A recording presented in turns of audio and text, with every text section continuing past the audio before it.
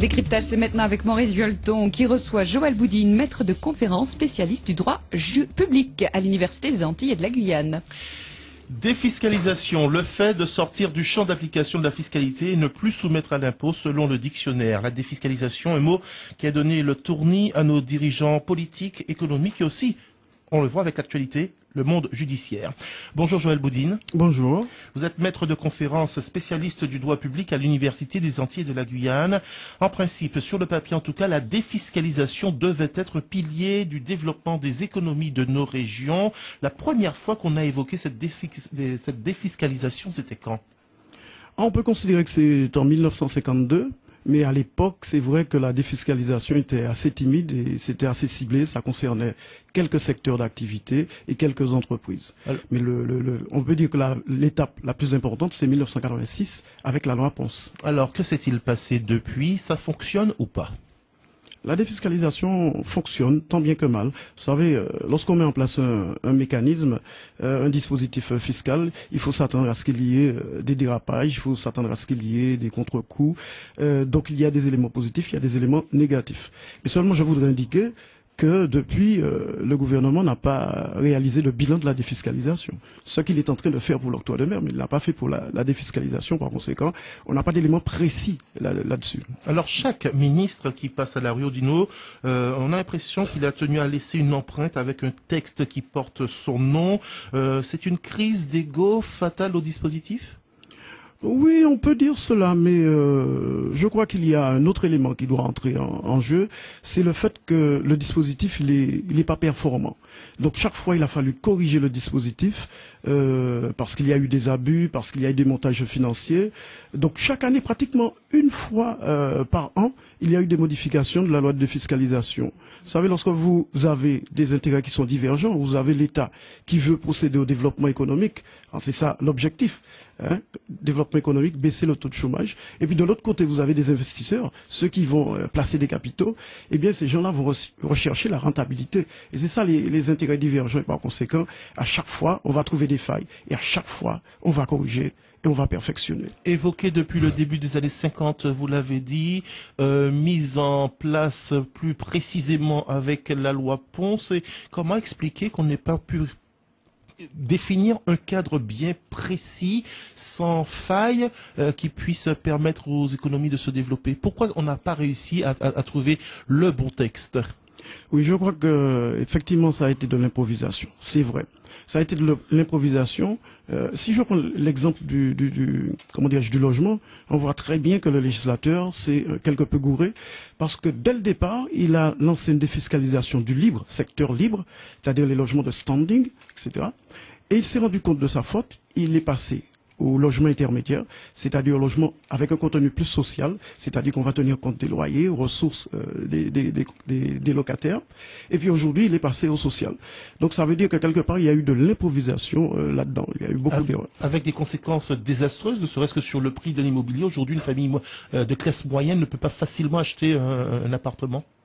Oui. C'est vrai qu'il y a ce type de conséquences, mais il y a aussi, si vous voulez, l'envolée des prix du foncier également, parce qu'on a constaté que en 1986, par rapport à 1985 ou 84, quoique par anticipation aussi, 1985, on a assisté à une augmentation de 100%.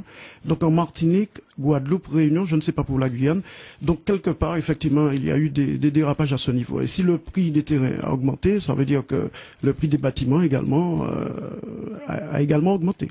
Alors, vous avez dit quelque chose de très intéressant. Pour l'octroi de mer, on sait, pour la défiscalisation, on ne sait pas, on ne peut pas mesurer. On se souvient par exemple, je crois, le cas qui était le plus criard ces derniers temps, c'est cette fameuse loi Girardin en place pour 15 ans, loi cassée, retoquée, effacée, aux grandes dames des patrons qui sont montés au créneau, qui se sont exprimés longuement, largement sur la question, ne pas casser un dispositif dont on ne connaît pas encore les retombées. Pourquoi le gouvernement fait la sourde oreille lorsqu'on lui propose de tels arguments? Oui, alors c'est vrai que en 2003 il y avait une loi de programme et l'esprit de la loi de programme, c'est que c'est une loi qui est d'application permanente. Donc, on a fait comprendre qu'auparavant, c'était des lois de finances et la loi de programme. Eh bien, on aurait un régime assez permanent et on a constaté qu'effectivement, au fil des ans, chaque fois, il y a eu des modifications.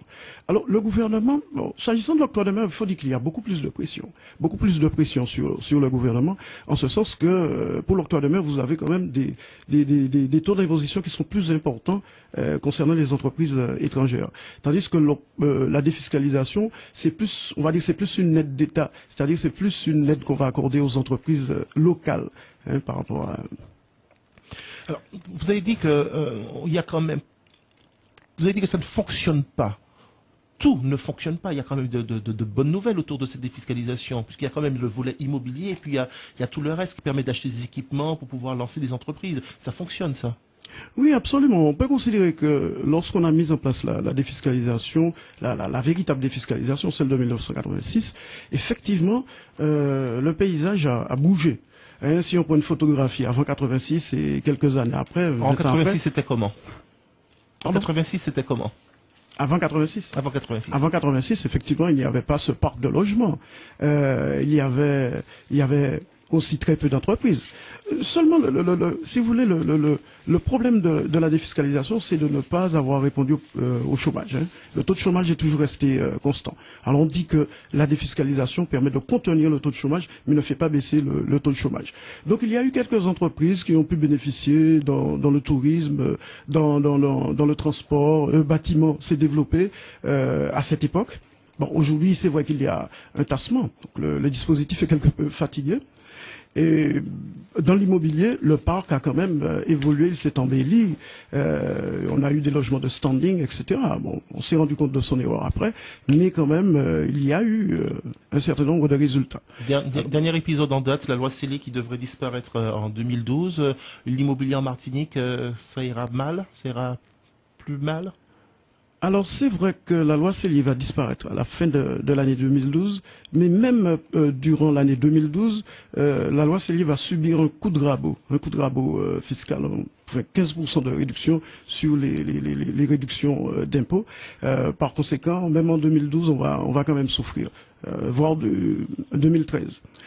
Mais pour moi, le plus important, c'est qu'il a été adopté un amendement qui indique qu'avant le vote de la loi de finances pour 2013, il faudrait réaliser un rapport, mais un rapport qui puisse étudier la possibilité de transformer la défiscalisation en subvention. C'est extrêmement grave et je pense que le plus dur est à venir. Ça va changer quoi? Eh bien, ce ne sera pas juste un changement d'appellation? Oui, mais... Quand je dis que ça sera grave, ça veut dire que vous allez accorder une subvention. Et la subvention, on sait que la subvention est tributaire de la politique budgétaire de l'État. On vous accorde, si on veut, si on a un déficit, le déficit du budget de l'État est autour de 8% Et un peu à la tête aujourd'hui. du client aussi. Je n'ose pas aller jusque-là.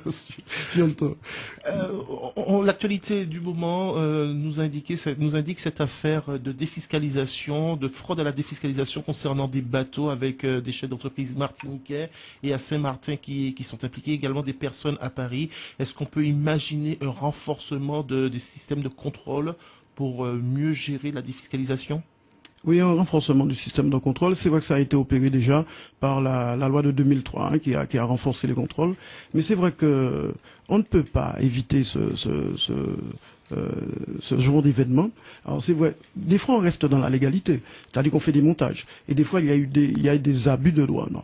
Effectivement, heureusement qu'il y a le système judiciaire pour contrecarrer tout cela. Mais non, je pense que peut-être qu'on va réduire et qu'on va réduire le champ d'application de la défiscalisation. C'est ce que moi je crains. En tout cas, merci d'avoir été avec nous ce matin, Joël Boudine. On rappelle que vous êtes maître de conférences et spécialiste du droit public à l'Université des Antilles et de la Guyane. Merci d'être venu avec nous ce matin pour être notre invité à 7h15. Bonne journée à vous.